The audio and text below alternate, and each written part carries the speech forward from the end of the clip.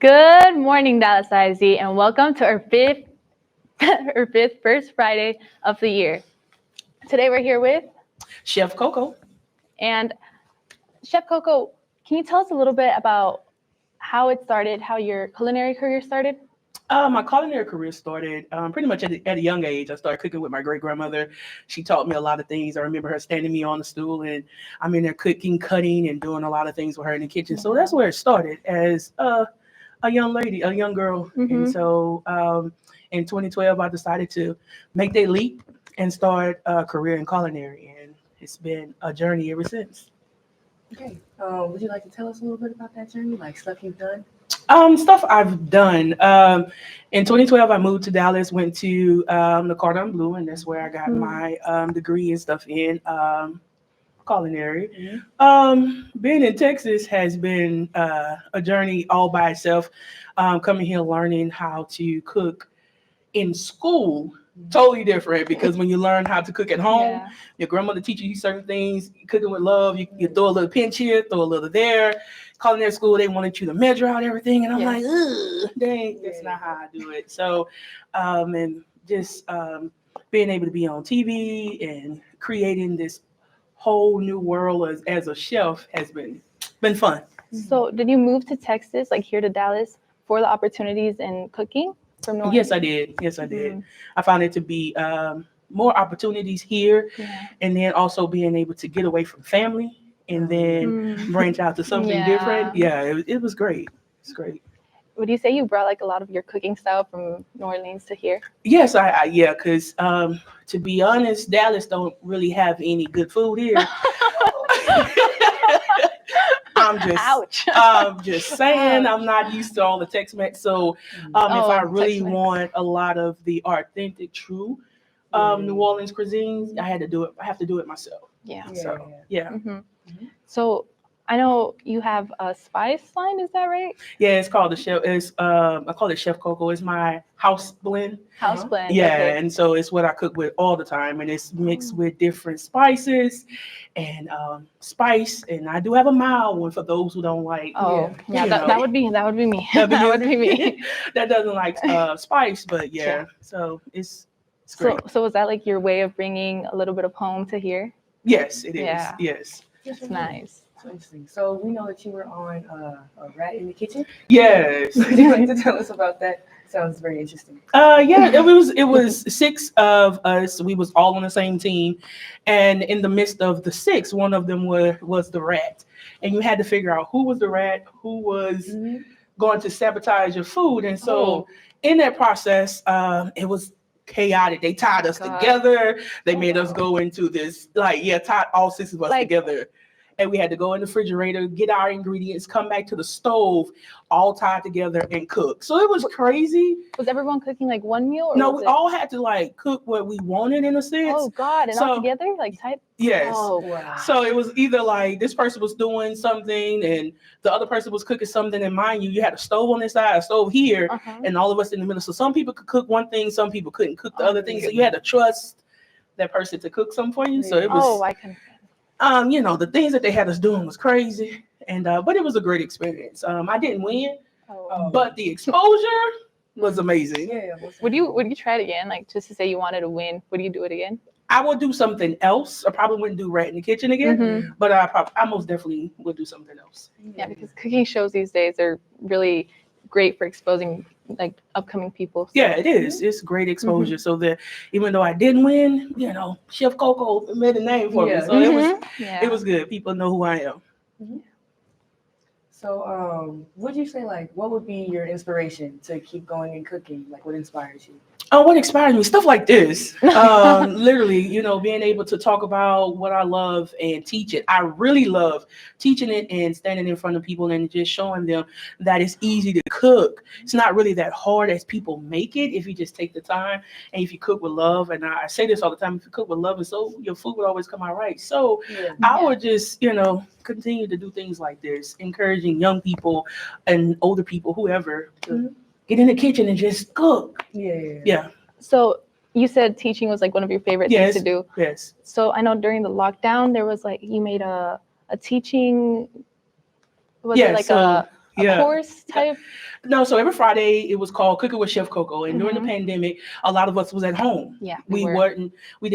wasn't able to go to the restaurants and all Mhm. those things. So I decided, I just woke up one morning and was like, just dropped in my spirit to just do a cooking show. Mhm. And I got up and I just put it out there. Chef Coko is cooking. I put the ingredients and did not expect the overwhelming response where families start cooking with me every Friday. So I think one night I had like over 20 families Wow. cooking with me. And so every Monday I would put out the list of what we're going to cook. Mhm. They would go get the things that they would need, and then they get their families. They would get, and I would teach them how to plate, how to cook it. And I love second line music. So I'm always playing second line music and dancing and vibing in the kitchen. Mhm. And they were able to do those things too. And what was fun about it is that they would take pictures of themselves with their Doing it. family cooking, and then they would post it on social media. Beautiful. Yes. So that was like your way of like helping people during the pandemic. We Yes. were all stuck at home. Yes, and it was helping them, and it was also helping me. So Yeah. it was a great experience. So it was a very homemade situation where you were just cooking at home and Yeah, it was with other very people. homemade. I got my friends together. We, this stuff, the production, like they was my camera crew. They was taking pictures of me, and then of course they was eating up everything that I cooked. But it was amazing. I had my own little production, and it was my friends and my family, so it was beautiful. Yeah, it was a good way for y'all to get together during the pandemic too. Also, Yeah. So, like, what would you say would be like your all-time favorite meal to prepare? My all-time favorite meal to prepare is gumbo. Oh yeah, It's gumbo is my favorite. I love making roux. And my great grandmother taught me how to make roux. So the process of the butter and the oil and the flour and allowing it to brown, What is roux? Like roux? Okay, roux is I don't. roux is pretty much the foundation of a lot of stuff that we cook, gravies and soups and things. So it's equal part flour, equal part water, whatever fat to oil ratio and flour. And so it's not really like a meal, right? It's more like it's a roux, and then you build on it. You can build on that. So building on that, you build your gravies. Your chicken stock, you pull your stock in, and once you get it to the right consistency, a lot of time they call it blonde roux or a dark roux, the peanut butter roux, and all that stuff. And that's how you build your gravies, your gumbos. And it takes time, it takes patience to create a nice roux. And then in that roux, then you build on it with the stock and the flavors. You can put any type of meat that you want in it, heavy whipping cream, all kinds of stuff. It's amazing. So is this like one of the things your like great grandmother taught you? Yes. Oh, yes. Something from home too. Yes. So like for you, I know that you say your great grandmother was a very real inspiration to you. What's like one of your favorite meals from her that she's given you? Apart from roux. Yeah. Apart from that, let's see. One of my favorites. So every morning on a Sunday morning, she would always make homemade biscuits. Oh, okay. Her homemade biscuits, and she would do a salmon, like a salmon gravy. It would be like, so we would eat that before we go to church. And I remember her just, I don't know, she used to make these biscuits so quick, but they would be so big and fluffy. And I'm like, so when I try to do it, it does not always come out like that. But I used to love to watch her just in the kitchen, and she just whipping it up and just putting them in a thing and talking to you about life and all those things. So it was good. So in your culinary career, like, is there anyone you like aspire to work with? Because like any inspirations that you really wanted to make a meal with?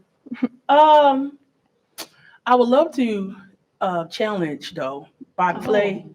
Okay. Love to challenge Bobby Flay, but challenge. Yeah, challenge. I love to challenge Bobby Flay.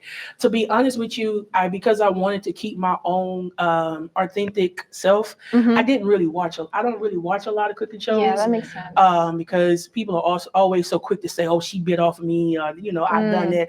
In the cooking world, I mean, it's repetitious. It's just so I really don't watch a lot of cooking shows. I would like to be on Chop. Because the mystery box, I think that'll be totally fun. But anybody that I would love to cook with or vibe with, I really don't. That's something like you just want to do it with yourself. That's nice. Yeah, I really can't say. Like, I'm not. Maybe one day you could be like that inspiration. Other people want to cook with you. Hopefully that's the game. There are already people out there. It is. We don't know. Yeah.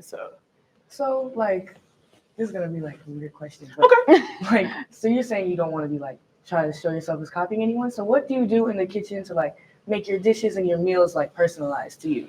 Like What I special? do to make it personalized to me is really just making it fun for me. Mm-hmm. The music, personalize it for me. Mhm. And I think when I create the space, it's all about the love in the food. Mm-hmm. And I think that what makes me stand out for most people. I'm not saying people don't put love in it, but I love, if I'm not listening to music while I'm Yeah. cooking, I promise you, it's not, it ain't that fun. But if I put some Yeah. music on and I'm vibing, oh my God, it's like totally crazy. Yeah, You know, because- so I think it's the music, the love, and the patience that I have with teaching other people. Yeah, because sometimes people can get like so bogged down in their job they don't even enjoy it anymore. Yeah. So normally, before I start any type of cooking show, I like for them to inhale and to exhale Mm. to release the Yeah. day, Yeah. and let's focus on cooking Yes, and feeding your family. So because cooking is such an art that a lot of people just like they it take really for is granted art. because It really it's is something art. that everyone has like specialized for themselves. I mean, you've made a whole career of cooking. Yeah, like, and I've never would have thought that would be because so Mm. these different opportunities, and I remember them telling me you need to get a trade, and the trade was for me to go to be in a CNA, and I did that for like 10 years, and it wasn't fun Yeah, for it me wasn't fulfilling. and was not fulfilling at all. And so in that, I was like, okay, what do I want to do? And one day, one of my cousins was like, well, Coco, what you love to do? And I was like, what do I love to do? And I love to cook. I've always, and a lot of times it's not even fulfilling for me to just say, I'm going to sit down and eat it. It's all about making it and then Yeah. watching the other people facial expressions when they're eating it and how like, oh, Coco, that's good. I enjoy it. So that for me is like totally fulfilling for me. So you found your passion. yeah, and that's where beautiful. so that's where it really started Mm-hmm. for me to do it. No. Well, I wanted to ask, like, if, like, for the future, do you have any big ideas or plans for your future? Anything you could share with us? Anything that I can share with you guys. I'm really working on right now taking cooking with Chef Coko on the road. And that is something that I would love to do. And I'm working on some things. And so, and also just creating, I want to be able to create that space where people could come in and they could cook and create a whole vibe. And I say vibe all the time because if you're having fun in what you're doing, it doesn't feel like work, right? Once it feels like work, you don't want to do it no more. So that is one thing. And working on a food truck. We just got a food truck recently for our culinary program. Got a oh food wow, truck. that's what's up. Yeah, so See today all this stuff y'all got. We have all this when I was in school. What? Yeah. So today you're gonna cook with us in the Raider kitchen. Is that right? Yes. So that's going to be fun. So our menu today is going to be some jambalaya, chicken and sausage jambalaya. So it's they're going to have an opportunity to cook with me, and I'm cooking with them. So yeah, it's kind of amazing. Kind of like the start of the on the road, right? Yes. Yes. We get to be the first stop. Right. Yeah. Right. What a privilege. So, like, what type of message you like to give to young kids aspiring to be culinary and do things like that? Oh, I love that. So, what I would say is to embrace who you are and embrace what you love. And if culinary is what you love, then you take that time to cultivate your skills and then learn your niche. Don't try to be the next person. Don't try to be the other person, but learn what makes you happy. And when you learn what makes you happy, then when you stand before people, it won't be a problem for you to do what you love. Put your heart and your soul in it. And so don't give up because it was rough. It was tough. I mean, it was tough.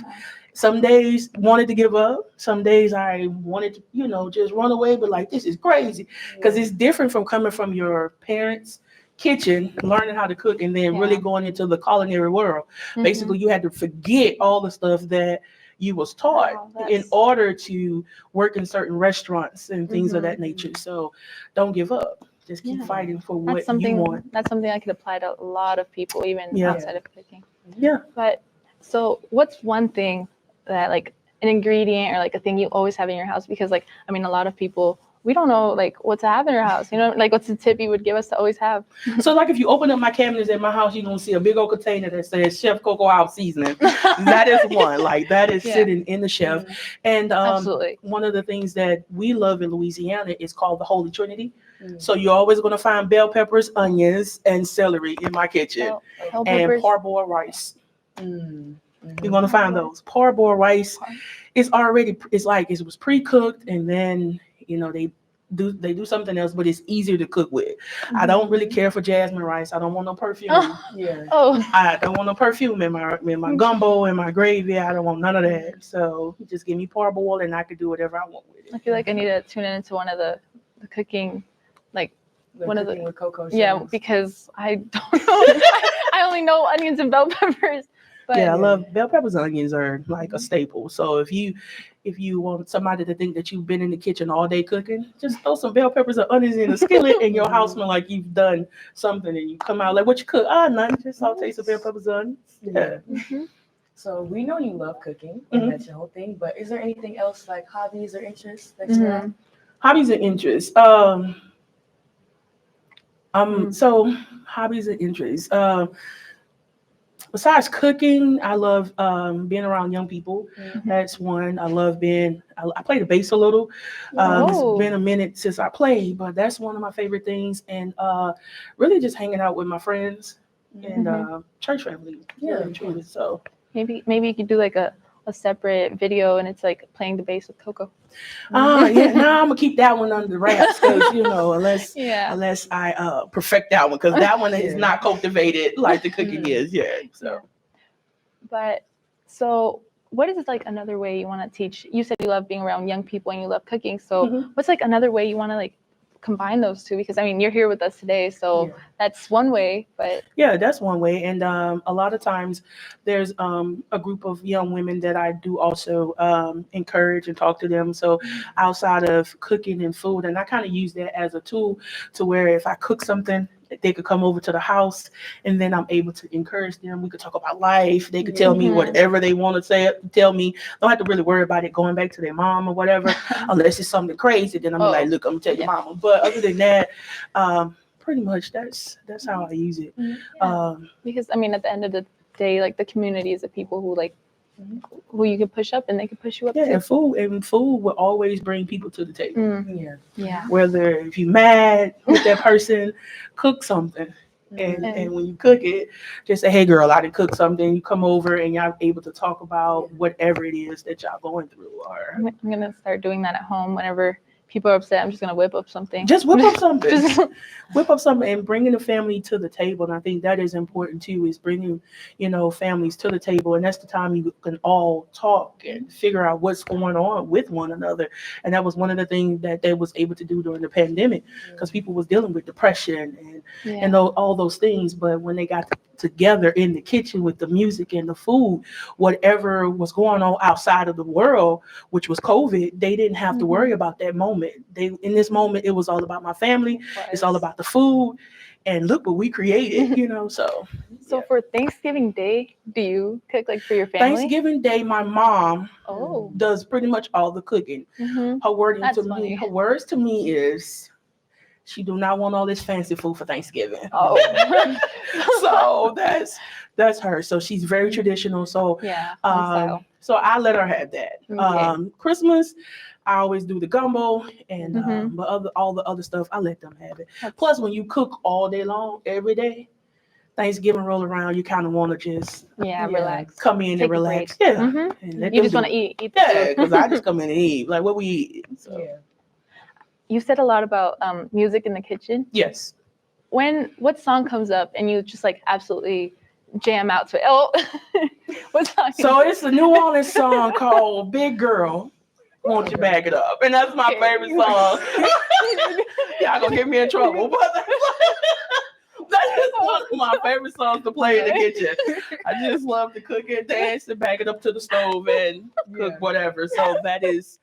I hope I don't get y'all in trouble, but that is one of the songs I love to listen to. I love a lot of Zydeco and second line music from New Orleans when I'm cooking. It makes you feel at home. Once again. Yeah, it does. Yeah. Makes you almost feel like you're on Bourbon Street without the alcohol. Oh yeah. Without the alcohol. Yeah.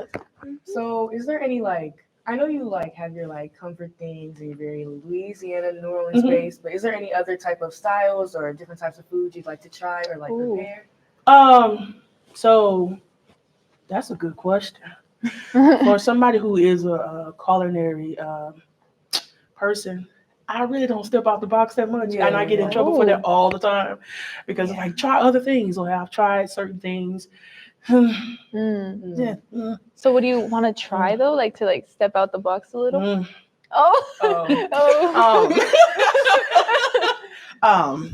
have their comfort style. That's a good question. You really got me like stuck. I mean, you said like, wouldn't you want to enjoy a little Tex-Mex sometimes? No, I eat it when somebody else buy it. Don't ask me to do anything Tex-Mex. But I think like the authentic Mexican food, or those things. I'm not that. Like, it's a lady that I remember who worked at Fairmont Hotel, and she used to create this soup. And it was so comforting. So those types of things I'll be open to trying. Don't bring me no sushi. Don't bring me. I don't know. Well, I'm sorry. I can't even get my face together. Since you don't like to go out of your comfort zone a lot, what is your comfort zone? Like your comfort foods? My comfort food is really, the gumbos, the red beans and rice, the jambalayas, the shrimp and grits. Those are my comfort food. Those are my go-to foods. Fried fish, shrimp po' boys, those types of things. And I think, I know I'm open to trying other new things if you bring it to me. But I think because our culture in Louisiana is so eclectic, because it's mixed with French. It's also mixed with some Asian. So it's so diverse to where I don't feel like I need to go out unless I just really want to try something else. But I pretty much, we have everything we need right there. Yeah. I'm sorry. Well, maybe we could get you trying something else. A little bit of Mexican food. That'd be something good to try. Chef Coko out here trying other people's food. I think that'd be something fun too. That could be a different episode every time. That could be. Yeah. Think about that. We're giving her ideas for her cooking with Coko. I'll give it up to Eminem, but like, this is why I'm doing this. Because of Eminem. Yeah.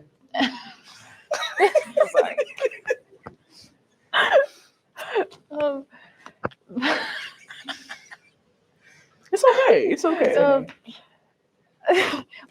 okay. I wanted to ask you, what are like some procedures you have in your kitchen that, like, before you start, like once you start, like some procedures or like stuff you do before you get in the zone? Some things that I do before I get in the zone. The cooking is one, cleaning up everything. And that's big on me. Yeah. I don't like a lot of clutter in my space. And if it's cluttered in my space, I don't want to cook. It's like if I see a lot. So that's one thing that I do, is really prep out my area and prep out everything out that I want to cook. And I pretty much map it out, what I want to do before I start. Yeah. And, and that's one thing that I do. It's clean up. Make sure, because I can't cook with a lot of stuff everywhere. Yeah, because usually when I cook, it's a mess, and I like just throw stuff in. I don't do the measurements, and it doesn't always come out great. So maybe I should clean before. Yeah, and then cleaning up as you go is another one. Oh, okay. So once everything is done, I don't have that much. Just keeping everything tidy the whole time. Okay. Yes. Well, what advice would you give people, like you say, this don't know a lot about cooking, like advice for new cookers or beginners? Don't be afraid to try. That's one thing. Don't be afraid. A lot. You try, but don't give up in it. I'm not giving up. Okay, see, I love that. Yeah, don't give up in it, but find something, just what you like. I do tell people to look at a lot of YouTube, see if you see something that people is cooking something that you like, then try it. But one thing, like even with measurements, I say take it slow, because it's good to season as you go. Because then if you try to put a whole lot of seasoning in it, you can't take none of it back. Yeah. So just process it, move slow, and just don't be afraid of it. Don't be afraid of the skillet. The grease, it might pop on you, but it's okay. It's called battle scars. That's all it is. Yeah. Last week I had to learn the hard way. I put too much soy sauce, and I was making like noodles, and I put too much soy sauce in there, and it was really bad. I had to get thrown out. Yeah, don't be afraid to just add as you go. Because once you add too Start much, you can't take it back. Yeah, that makes sense. I should take that. Some advice. Get some advice. So, what's like your favorite memory, or like something funny that happened to you in the kitchen? Oh, Okay, so I was working at a nursing home. I will never forget. I had this deep fryer, and I had just turned it on, and now you in a nursing home with about 100 residents in this nursing home, right? Okay. So I turned the deep fryer on, and I can't tell you literally what happened. I walked into the cooler and came back out. The grease was bubbling. The fire alarms was going off. So imagine oh my trying God. to get 100 residents out of the building because the fire department had to come. And I'm just standing there looking like, I can't even tell y'all what just happened. That was funny to me because all the older people was like, what happened? Go to burn down the kitchen. I'm like, nah, I didn't burn. What are we going to eat for dinner? Was everything okay? Like, Yeah, it was okay. But once the grease came out, all the sprinklers and all that went off. So it was a hot mess. Oh, good. So that's one. Did you keep that job? They made me go take a drug test because they thought I had done something. I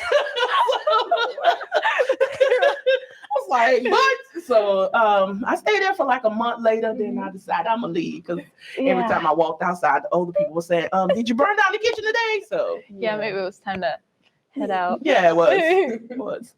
So we see you've had like a lot of experience places. What's probably your favorite place that you've been? Yeah. To be honest with you, my favorite place was Samaritan Inn, and it was a homeless shelter, and I was the executive chef there, and that experience was beautiful for me because I was able to cook food almost like CHOP because they always got food that was donated to them every day, and so you was able to go outside and look at all of these products and then come back inside and create an amazing dinner for these people, for the homeless. And that was one of the most fulfilling jobs that I've had. Yeah.